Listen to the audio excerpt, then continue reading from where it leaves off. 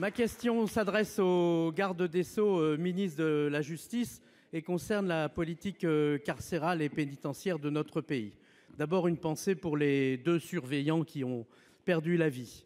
Au fond, il y a 2 angles pour voir notre politique pénitentiaire. On peut voir sur l'angle du relativisme en se disant la surpopulation carcérale, ça fait longtemps que ça dure. On a battu des records, 77 000 détenus, mais ça fait longtemps que ça dure. La violence dans les prisons, on connaît. La peur au ventre des surveillants, c'est la même chose. Et la politique des caïds, eh bien, il y a le film Un prophète qui date de 2009 de Jacques Audiard qui révélait ça. Mais il y a maintenant l'angle de la vérité. Et cet angle, c'est celui qui résulte des écoutes téléphoniques des conversations de Mohamed Amra. Eh bien, c'est la prise de conscience que le narcotrafic, les narcotrafiquants ont pris pied dans nos prisons.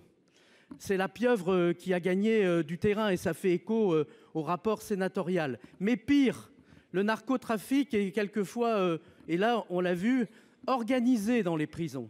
Et c'est naturellement inacceptable. Cette audace, cette violence est tout à fait nouvelle. Et donc ma question est la suivante, monsieur le ministre.